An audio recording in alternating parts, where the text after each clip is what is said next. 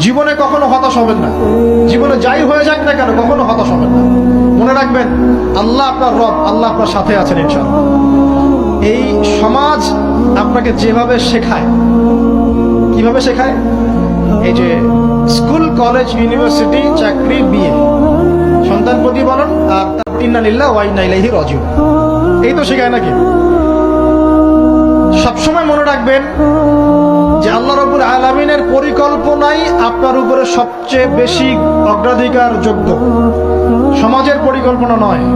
পরিবার আপনাকে চাপ দিচ্ছে, চাকরি পাস না, পড়াশোনা করিস না, হ্যাঁ পড়াশোনায় কেন তুই 80 নম্বর পাইলি না, কেন চান্স পেলি না, কবে চাকরি পাবি, কবে আমাদেরকে দেখবি, খাওয়াবি, পড়াবি, এই যে চাপগুলো চারপাশ থেকে আসে কিনা? এতে করে অনেক যুবক দেখা যায় মাদকাসক্ত হয়, অনেকে দেখা যায় আত্মহত্যা করছে, ইদানিং করছে কিনা ভাই? এই শব্দটা থেকে আমি এই পয়েন্টটা আজকে লিখেছিলাম যে ভুলেও আল্লাহর প্রতি বিশ্বাস এবং তাওয়াক্কুল হারাবেন না। সমাজ যেভাবে শেখায়, সমাজ চারপাশে যে চাপ আপনাকে দিচ্ছে, এই চাপে নিজে গা ভাসিয়ে দিবেন না।